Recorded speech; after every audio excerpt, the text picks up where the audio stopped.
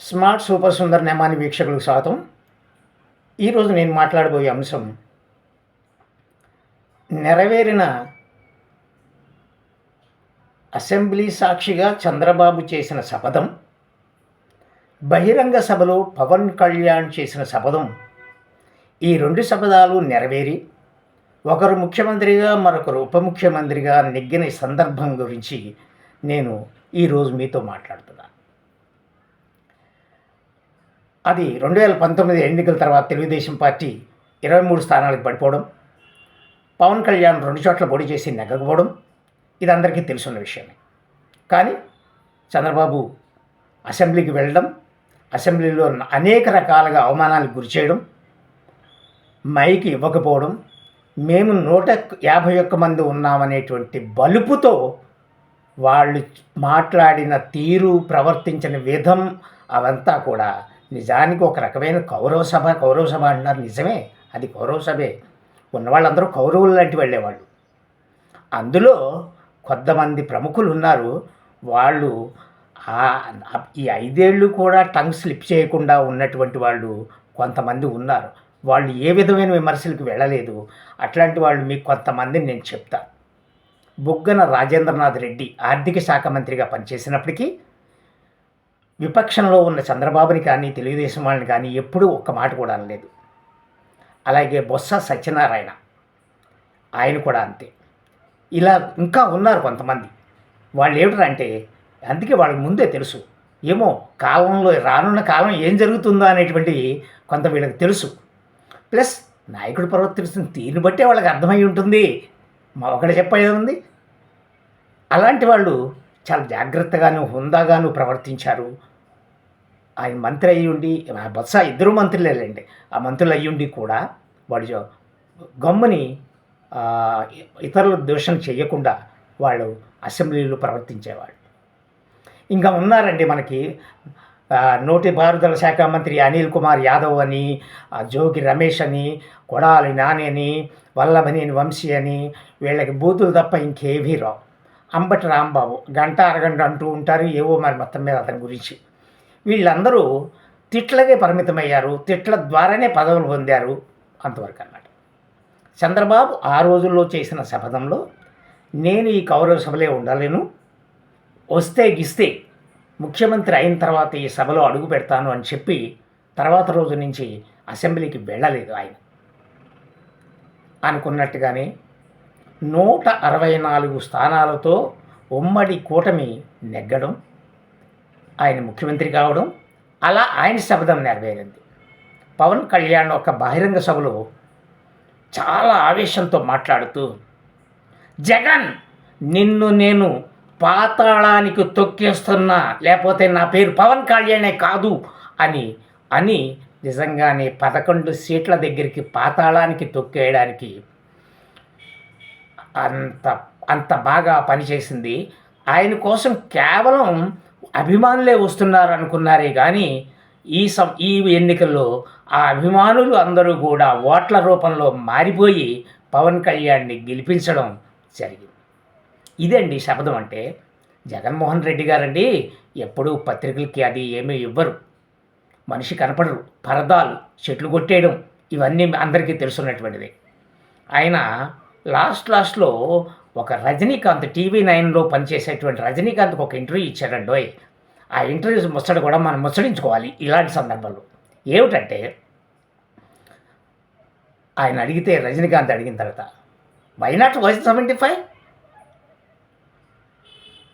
Why not 175, 175 కొడతాం అన్నాడు. Why not Kuppam, చంద్రబాబుని కుప్పం అంటే, వై నాట్ మంగళగిరి, లోకేష్. ఇదండి ఇది ఏంటి ఇది మాట్లాడండి ఆన్ రికార్డ్, ఇదంతా ఆన్ రికార్డ్. ఇవన్నీ ఆయన టీవీ డిబేట్ మీరు యూట్యూబ్లో రజనీకాంత్ ఇంటర్వ్యూస్లో వెళ్తే కూడా మీకు కనిపిస్తాయి అన్నమాట. ఇవి చింత చచ్చినా పులుపు చావలేదు అన్నట్టుగా ఇప్పటికీ కూడా నేను ఓడిపోయాను అని ప్రజలు తప్పు చేశారని చెప్తున్నాడు. నేను అక్కశిల్లమ్మలకి అవ్వతాతలకి, వికలాంగులకు, వృద్ధులకు అనేక రూపాయలు పంచిపెట్టానే కానీ ఏమో ఎందుకు వేయాలో నేనైతే నెగ్గలేదు. కానీ దీనికి రుజువులు చూపాలంటే చూపలేను అంటున్నాడు. ఏం ఏమైనా ఇడుపులపై ప్యాలెస్ నుంచి తీసుకొచ్చి ఇచ్చావా ఏంటి ఈ పథకాలన్నీ? కొన్ని వందల కోట్ల రూపాయలు ప్రజలకు పంచిపెట్టావున్నావు, దానికి రెట్టింపు నువ్వు దాచుకున్నావు. ఆ మాటకు వస్తే ఎందుకండి ఋషికొండలో ప్యాలెస్ దేనికోసం కట్టారండి? ప్యాలెస్ అండ్ మీరు ఎవరో ఒకరిద్దరు మంత్రులు గుడివాడ అమర్నాథ్ మాట్లాడుతున్నాడు, ఇంకొకరు మాట్లాడుతున్నాడు. ఆ ప్యాలెస్ని ఎవరైనా వాడుకోవచ్చు, రాష్ట్రపతి వచ్చినప్పుడు లేదా ప్రధానమంత్రి వచ్చినప్పుడు అని. వాళ్ళకి ప్రోటోకాల్స్ ఉంటాయండి. వాళ్ళు ఎక్కడ పడితే అక్కడ దిగరు, దానికి ఉంటుంది. ఐఎన్ఎస్ డ్యాగ్ అని లేదా వాళ్ళ నేవల్ డాక్యార్డ్లోనూ అక్కడే దిగాలి. అంతేగాని పలానా వారికి బ్రహ్మాండమైన సౌధం ఉంది కదా అని ఎక్కడ పడితే అక్కడ దిగిపోరు వాళ్ళు. నువ్వు ఋషిబిందం కట్టేసావు కదా అని వాళ్ళు వచ్చేయరు అక్కడికి. ఎందుకండి 400 కోట్ల రూపాయలు, దాదాపుగా 500 కోట్లకి దగ్గరగా ఉంటున్నారు. భూమి విలువ కట్టకుండా అది కట్టిన దానికి అనమాట. ఇటాలియన్ మార్బల్స్, బాతిటబ్బులు, అవి ఇవి 7 మొత్తంగా 7 రకాలుగా విడదీయబడి ఉన్నటువంటిది. ఆయనకు ప్యాలెస్, 2 అమ్మాయిలకి 2 విల్లాసు, తర్వాత ఏమో అది ఏమండి ఈ పరిపాలన ఇదంతా రాజ్యం అంతా కూడా ఎప్పుడు ఒక రాజుకే రాసి ఉండదండి. మనం పూర్వకాలం కూడా చూసాం. అక్బర్ పరిపాలించాడు, బాబర్ పరిపాలించాడు, జహంగీర్ పరిపాలించాడు. ఇలా ఎంతోమంది మారుతూ ఉంటారండి. జగన్మోహన్ రెడ్డి అనే నేను ఎప్పటికీ ఆంధ్రప్రదేశ్ ముఖ్యమంత్రిగా ఉంటాను అంటే ప్రజలు ఉండనివ్వద్దు, వాళ్ళు ఉండనివ్వరండి. మీరు ఏం చేశారని వాళ్ళు ఉంచుతారు చెప్పండి? మీరు ఏం చేశారు కనుక? పోనీ ఇప్పుడు ఋషికొండను బోడిగుట్టు కొట్టించారు. పాపం ప్రకృతి విశాఖ తీరానికి అది ఒక ఏ రకమైన ఆపదలు రాకుండా కాపాడడానికి ఉన్నటువంటి కొండ పేరు ఋషికొండ. ఒక్కసారి అమరావతికి వద్దామండి. అమరావతిలో 32,000 ఎకరాలు సేకరించి ఆల్మోస్ట్ 90% నుంచి 85% నుంచి 90% వరకు పూర్తయినటువంటి ఎన్నో భవనాలు ఉన్నాయండి. ముళ్ళ చదులు, రోడ్లు కంకర తవ్వి పట్టుకుపోవడం ఇలాంటివన్నీ చేశారండి. ఆయన ఇంకా ఓట్ల లెక్కింపు జరుగుతూ ఉండగానే అమరావతికి 100 జేసీబీలు వెళ్ళి దాంట్లో ఉండే చెత్త చెదారం, పెరిగిపోయిన పిచ్చి మొక్కలు వీటన్నిటి క్లియర్ చేయడం ప్రారంభించారు. మధ్యాహ్నం 12 గంటలకి ఇంకా చంద్రబాబు నాయుడు వచ్చేయడం జరిగిపోతుంది, జగన్మోహన్ రెడ్డి వెళ్ళిపోబోతున్నాడు అన్న దగ్గర నుంచే ప్రారంభమైపోయిందండి. ఈ రోజుని వితిన్ 1 డే 2 డేస్లో లైట్లు మొత్తం అమరావతికి వెళ్ళేటువంటి లైట్లన్నీ కూడా రోడ్ల మీద పెట్టేశారు. రోడ్లన్నీ సాఫీగా చేశారు. చాలా వరకు జంగిల్గా ఉన్నటువంటి దాన్ని తొలగించడం జరిగింది. ఇంకా కొద్ది రోజులు పోతే వాళ్ళ యొక్క ఆఫీసర్స్ సంబంధించి ఎమ్మెల్యేస్, కలెక్టర్స్ అది ఉండేటువంటి అవన్నీ తొందరలోనే అవన్నీ కంప్లీట్ చేసి ఈ ఉద్యోగులందరూ అక్కడ ఉండేలా చేస్తే ప్రభుత్వానికి ఆదాయం, వాళ్ళకి యొక్క ఏదైతే ఇంటి అద్దె అలవెన్స్ వాళ్ళకి మిగులుతుంది, ప్రభుత్వానికి మిగులుతుంది. తద్వారా రెవెన్యూ, గవర్నమెంట్కి కొంత రెవెన్యూ బర్డెన్ తప్పుతుంది అన్నమాట. ఇదండి అభివృద్ధి అంటే ఇలాగండి.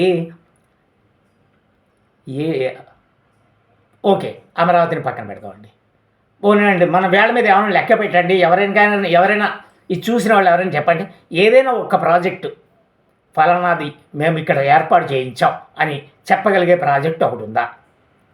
1 కానీ 2 కానీ కనీసం ఒక 5 చెప్పండి ఎవరైనా ఏదైనా ఉంటే. ఉన్న ప్రాజెక్టుని అమర్ రాజా బ్యాటరీస్ చాలా ఆడవాళ్ళు పనిచేసుకుంటారండి. చిత్తూరు జిల్లాలో అమర్ రాజా బ్యాటరీస్లో ఎక్కువ మంది ఉద్యోగులు స్త్రీలు. దానికి పెద్ద ఎక్స్టెన్షన్ చేద్దాం అనుకున్నది కాస్త ఆయన తమిళనాడులో పెట్టుకున్నాడు వెళ్ళిపోయి. కియా పరిశ్రమ ఎక్స్టెండ్ చేయాలనుకున్నవాడు కూడా ఆగిపోయాడు, టార్చర్ భరించలేక. ఇలాంటివన్నిటినీ స్వాగతించి ఉపాధి కల్పించడం, అలాగే మెరుగైన విద్యా వైద్య సౌకర్యాలు అవి వచ్చేలా చూడడం చెయ్యాలి. కాబట్టి అది శపథమన్న ప్రతిజ్ఞ అంటే వాళ్ళదండి. వాళ్ళు ఇద్దరూ చెప్పారు, చెప్పినట్టుగా చేశారు. జగన్ని అధపాతాళాన్ని తొక్కేశారు. 11 సీట్లకు పరిమితం చేశారు. అలా ప్రతిపక్ష హోదా కూడా లేదు వాళ్ళకి. ఆ నాయకుడు మొన్న రిక్వెస్ట్ చేస్తే చంద్రబాబు ఆయన లోపల వరకు, లేకపోతే మెయిన్ గేట్ దగ్గర దిగి నడుచుకుంటూ రావాలి అందరిలాగా. మరొక్కసారిగా పాపం ఏంది చుట్టూ పరదాలతోటి 100 మందితోటి చుట్టూ ఉండి ఆయన కారులోంచి దిగుతూ ఆ ముందే దిగేటువంటి అలాంటి ఆయన నడవాలంటే బాధేసి ఎవరో రిక్వెస్ట్ పెట్టుకుంటే, అలాగే ఆయన ఆల్ఫాబెటికల్ ఆర్డర్‌లో ప్రమాణం చేయాల్సి ఉంటే వై అనేది ఎక్కడో ఉంటుంది కాబట్టి కొంచెం నేను ముందు చేసేస్తానని అంటే వెళ్ళిపోవాలన్న ఉద్దేశంతోడనమాట. 2 రిక్వెస్ట్‌ని చంద్రబాబు ఆమోదించడం, ఆ రకంగా ఆయన చేశాడనమాట. ఈ రకంగా ప్రతిజ్ఞ అంటే ఇలా ఉండాలి. అది భీష్మ ప్రతిజ్ఞ. అలాగే ఆయన కూడా అలాగే చేశాడు. నేను జీవితకాలం ఇంకా పెళ్లి చేసుకోను అంటే ఆయన భీష్మ ప్రతిజ్ఞ అంటారు. అలా ఉండాలి ప్రతిజ్ఞ అంటే. అన్నామంటే అది. ఇది ఈరోజు నేను మీతో మాట్లాడే అంశం.